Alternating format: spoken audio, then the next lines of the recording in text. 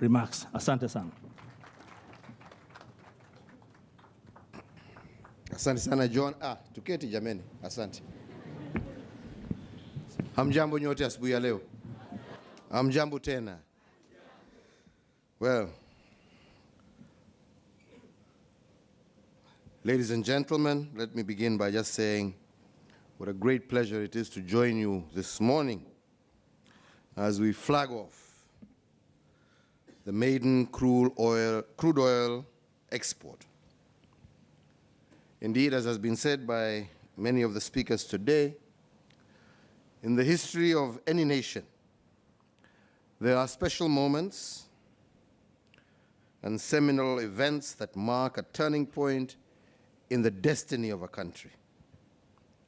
Today's event, the first export of crude oil by our nation, therefore marks a special moment in our history as a people and as a country. The history of oil and gas exploration in Kenya dates back to 1937, when the first attempts at extraction of commercially viable deposits were made. While these initial attempts were unsuccessful, Kenya's potential for oil and gas had been established. Undeterred as a nation, we continued with the exploration efforts and the knowledge that the rich potential lying beneath the soils of our nation holds the key for greater development and prosperity for all our people. Indeed, our efforts came to fruition in 2012 when we discovered commercially viable deposits of oil in the South Lokichar Basin in Turkana County. And with that discovery, Kenya began her march towards becoming an oil-producing nation. Najua nyinyi tumekazana, mkiniharibia mimi The flag-off and commencement of the early oil pilot scheme in June 2019 marked the beginning of what promises to be a long but fruitful journey towards full development of Kenya's oil and gas resources. It showed the global markets that Kenya possesses the know-how and infrastructure required to facilitate full field development, which will be marked by the production and pipeline transportation of first oil from Lokichar to our port of Lamu.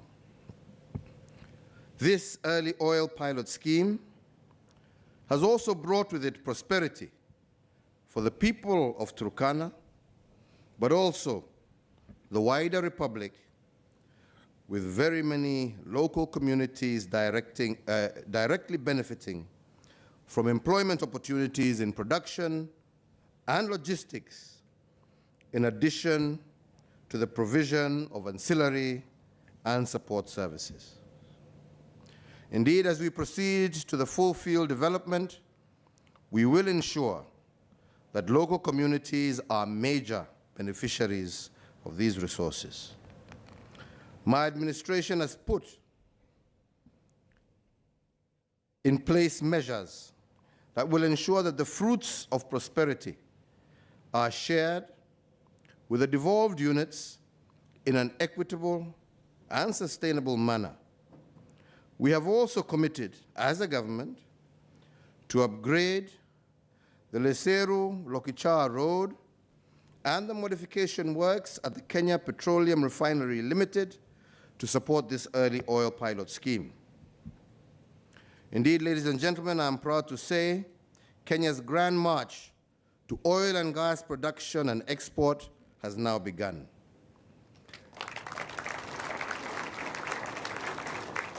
The flagging off of this maiden consignment represents a new dawn, not just for Kenya, but also for our region, and the beginning of a new era of greater prosperity for all Kenyans.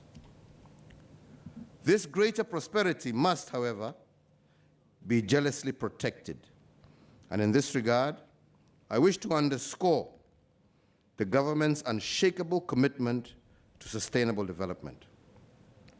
We will ensure that Kenya's natural resources are utilized in a manner that yields maximum dividends today, but without compromising the interests of future generations. As we seek to fully harness our land-based natural resources for the benefit of Kenyans, my administration simultaneously is building our national capacity to take full advantage of our vast ocean resources. Many will recall that last month we signed an agreement with the Mediterranean Shipping Company, a shareholder in our Kenya National Shipping Line, which will revive the Kenya National Shipping Line as a national carrier. The renewal of the shipping and logistics sector will enable Kenya to participate more fully in the regional and global maritime transport value chains. And this, I believe, will create more than 50,000 new jobs in the medium term and make our imports cheaper and our exports that much more competitive. Further, through the Mediterranean Shipping Company, the Kenya National Shipping Line will gain access to more than 500 ports across the world. This will enable us to ship our oil and other exports through our national carrier and to get many, many more of our young people working in the maritime industry.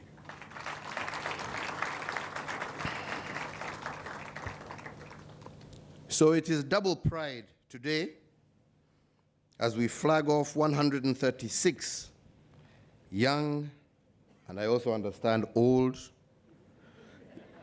Kenyan seafarers out of an already recruited group of 275.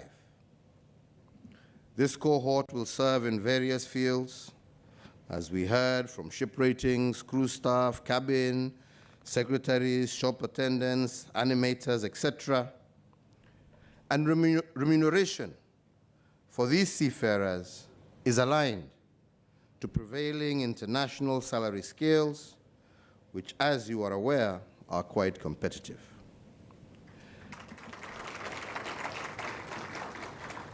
I can happily disclose that the lowest salary of these seafarers will be a minimum of Kenya shillings 85,000 per month.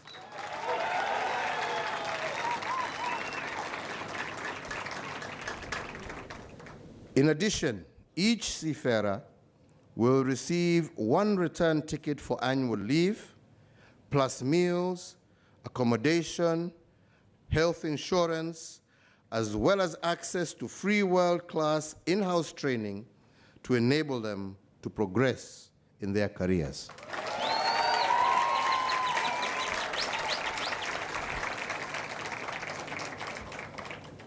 For the seafarers we are flagging off today, I urge you, na waomba, actually not urge, ni kuomba na waomba.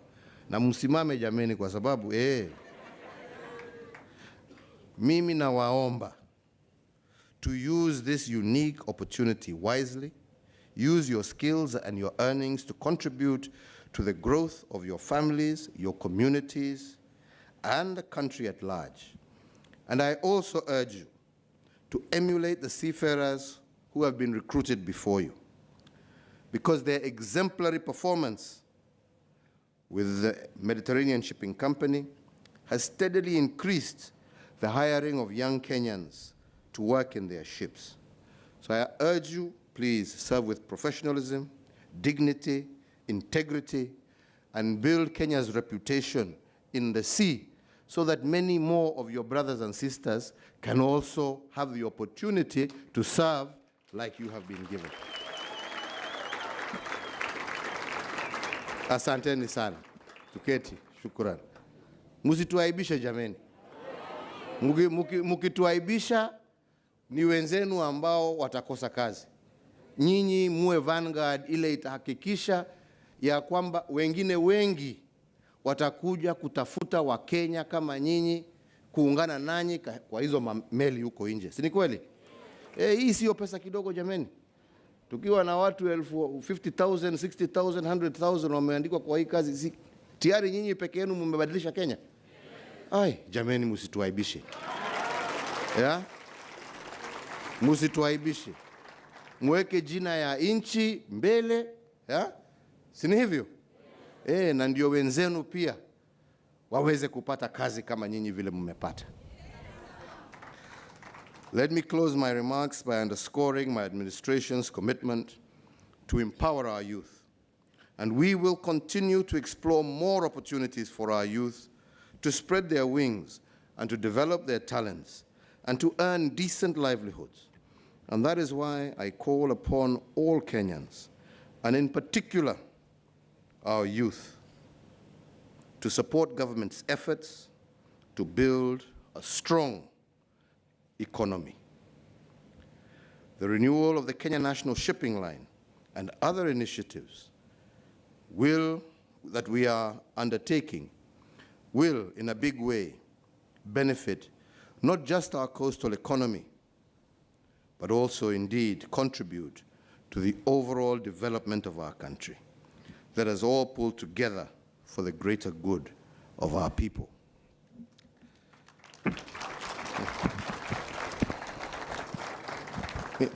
Mimi nataka kumalizia kusema mimi nashukuru viongozi wote, kwa sababu kazi hii haifanyiki kwa sababu ya mkono ya mtu mmoja.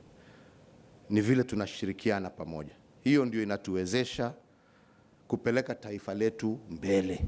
Tunaelewana? Na nimesikia magavana hapa, unajua lazima kila mtu ajitetee.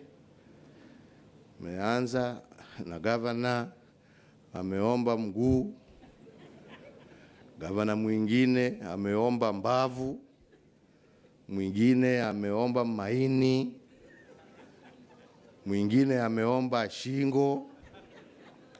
Sasa ni nafasi yangu. Si ni kweli? Hao wameombea watu yao kila moja. Mimi nasema kwa niaba ya Wakenya milioni 45, sijui tutakuwa ngapi tukimaliza kuhesabiwa, mimi naomba hii mbuzi mzima tuhakikishe imegawiwa kila moja wetu kwa njia ya haki. Na ndipo tumesema lazima tupambane na ufisadi, lazima tupambane na hiyo mambo ya kutumia rasilimali ya taifa kujijenga wewe binafsi. As I said the other day, rasilimali ya Kenya ni ya Wakenya. All we are as leaders is custodians. That is all. And we are custodians, and tomorrow there will be other custodians who will come. But your job is custodian. Sio kujenga kujijazia wewe. Na hiyo tutapambana naye wenzangu. Na tutahakikisha ya kwamba mali ya Wakenya ifikie Wakenya. Na tukifanya hivyo, nakwambia hii nchi ni tajiri. Hii nchi ni tajiri. Tutaweza tupambane na umaskini, tupambane, tuhakikishe watoto wetu wamesoma, tujenge barabara na mambo mengine kama haya.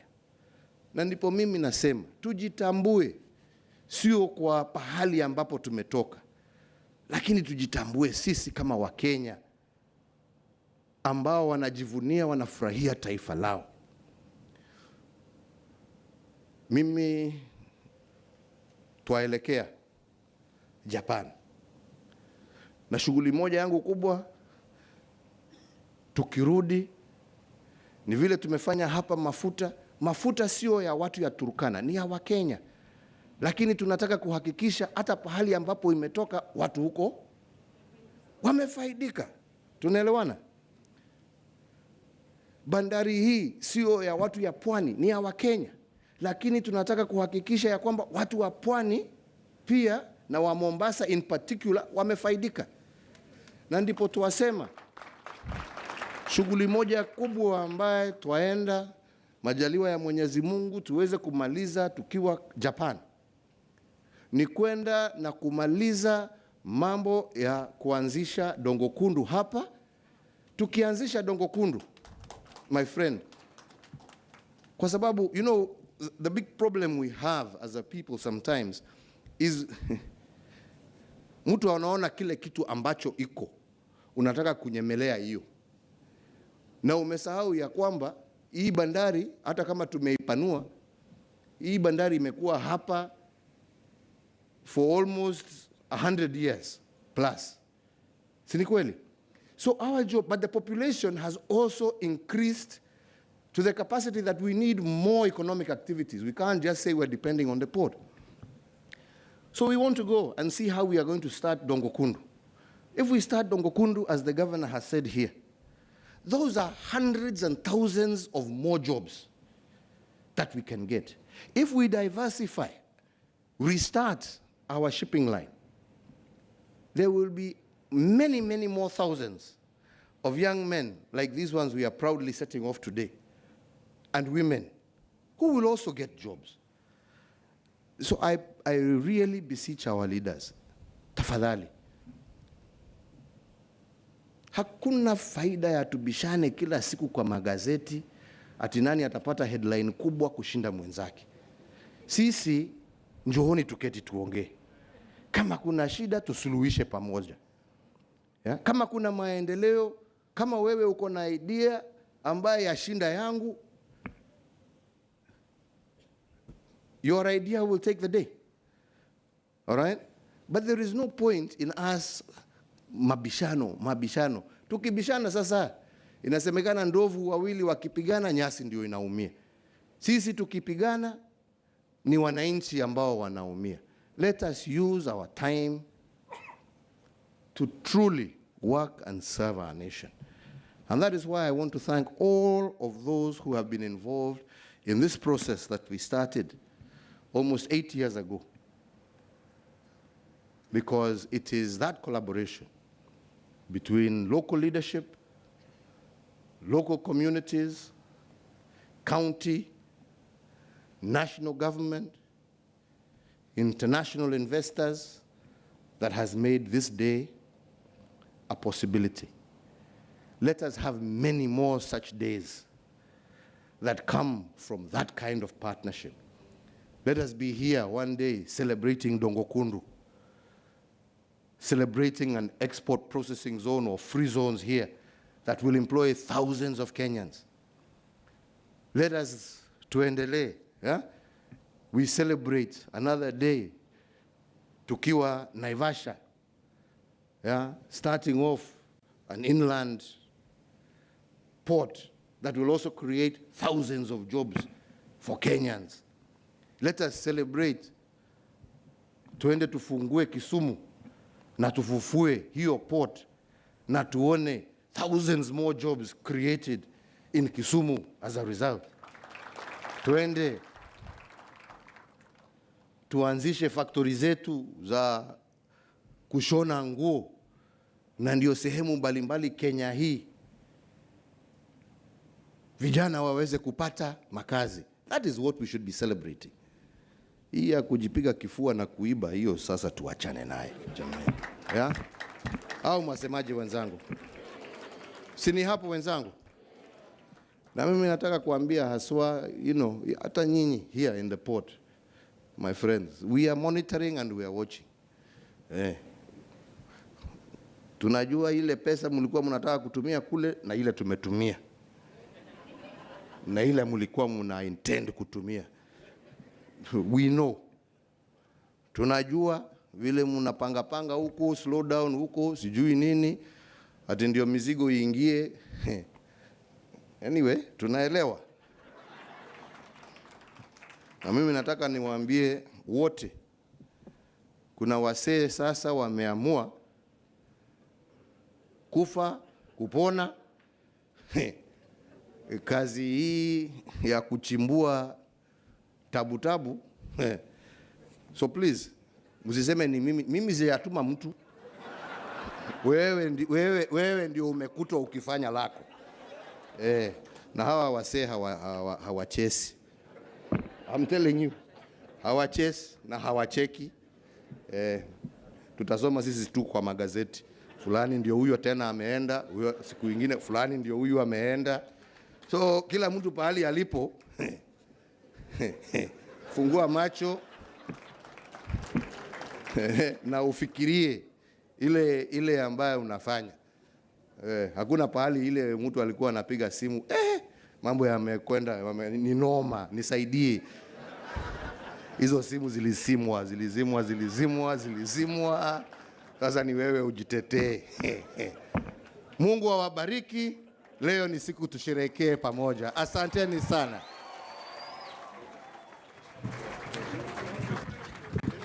Asante.